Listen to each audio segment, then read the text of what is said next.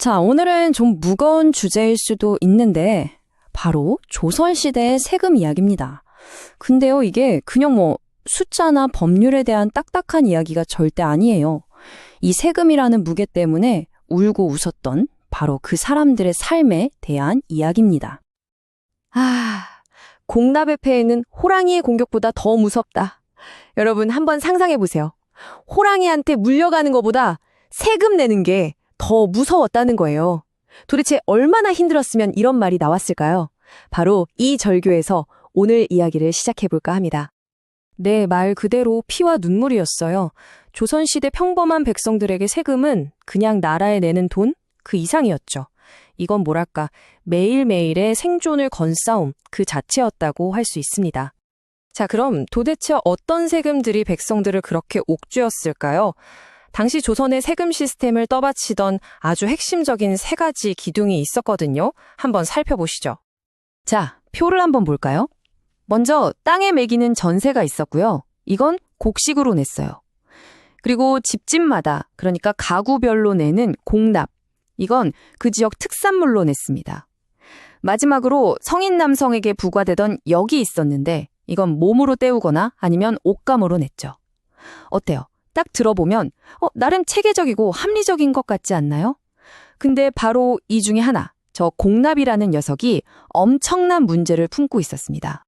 이 공납이라는 게 뭐냐면요. 말 그대로 공물을 납부한다는 뜻이에요. 예를 들어 바닷가 마을은 전복을 내고 산골 마을은 꿀이나 인삼을 내는 식이었죠. 이론만 들으면 그럴싸하잖아요? 그 지역에서 나는 걸 내는 거니까. 근데 이게 현실에서는 농민들 입장에선 완전히 재앙이었어요. 왜냐하면 너무 예측이 안 됐거든요. 그러니까요. 바로 이겁니다. 나라에서 올해 우리 마을엔 진주를 바치라고 했는데 아무리 찾아도 진주가 안 나와요. 아니면 애지중지 키운 인삼이 그에 따라 흉년이 들었어요. 그럼 어떡하죠?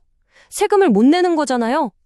바로 이 지점에서 이 시스템의 구멍을 파고드는 아주 끔찍한 부패가 자라나기 시작합니다. 그 부패의 이름이 바로 방납입니다. 이게 뭐냐면 아전이나 상인 같은 중간업자들이 나타나서 어이구 걱정 마세요. 저희가 대신 구해다 내드릴게요 하는 거예요. 와, 구세주 같죠? 근데 문제는 나중에 그 값을 청구하는데 원래 가격의 10배, 20배를 부르는 겁니다. 이건 그냥 세금이 아니라 고리대금업이었어요. 바로 이 방납이 백성들을 빚더미에 앉게 만들고 말 그대로 피눈물을 흘리게 한 진짜 원흉이었던 거죠. 물론 이런 문제를 그냥 보고만 있진 않았겠죠. 우리가 잘 아는 위대한 왕, 세종대왕께서도 이걸 바로잡으려고 하셨습니다. 그래서 공법이라는 걸 만들어서 토지세, 즉 전세를 좀 더 공평하게 바꾸려고 했어요. 이건 정말 대단한 시도였죠. 하지만 진짜 가장 큰 골칫덩이는 따로 있었습니다. 맞아요. 세종대왕의 개혁은 토지세에 집중되어 있었어요. 그러다 보니 백성들을 가장 괴롭히던 이 공납과 방납의 문제는 그대로 남아 있었던 겁니다. 그 위대한 세종대왕조차도 손대기 어려웠을 만큼 이 문제가 정말 뿌리 깊고 심각했다는 뜻이겠죠. 시간이 흘러 드디어 이 지긋지긋한 공납 시스템을 뿌리째 뽑아버릴 정말 혁명적인 아이디어가 등장합니다. 그 이름도 위배한 대동법. 말 그대로 모두를 크게 하나로 아우른다는 뜻을 가진 법이죠.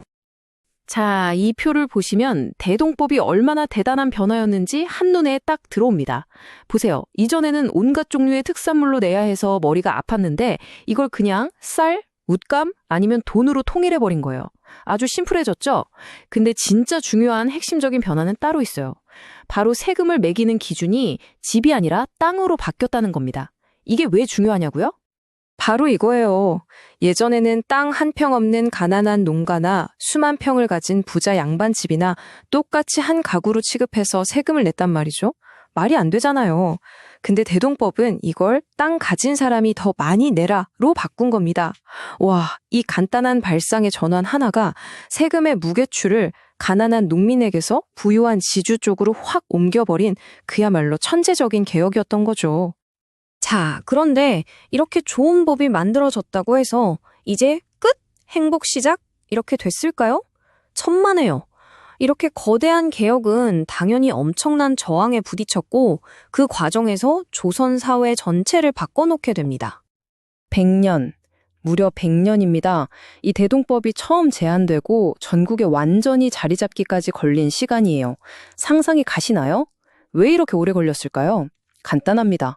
기존의 방납 시스템으로 꿀 빨던 기득권층, 그러니까 양반 지주들이랑 아전들이 죽기 설기로 반대했던 거죠. 대동법은 그냥 세금 개혁이 아니었어요. 이건 조선의 경제 시스템을 완전히 갈아엎은 나비 효과였습니다. 일단 가난한 농민들 숨통이 튑었고요.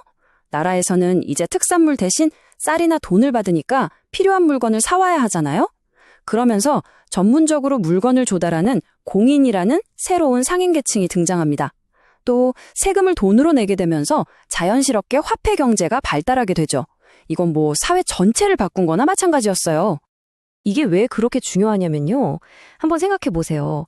예전에는 세금으로 낼 전복 따느라 농사도 제대로 못 짓던 어민이 이제는 그냥 자기가 제일 잘하는 물고기 잡이에만 집중해서 그걸 시장에 내다 팔고 그 돈으로 쌀을 사서 세금을 내면 되는 거예요.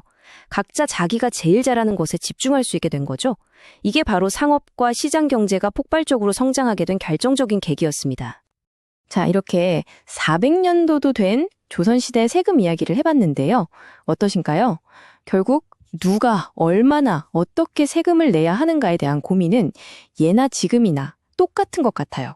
과연 지금 우리가 내는 세금은 정말 공정하다고 할 수 있을까요? 이 질문을 여러분께 던지면서 오늘 이야기를 마무리할까 합니다.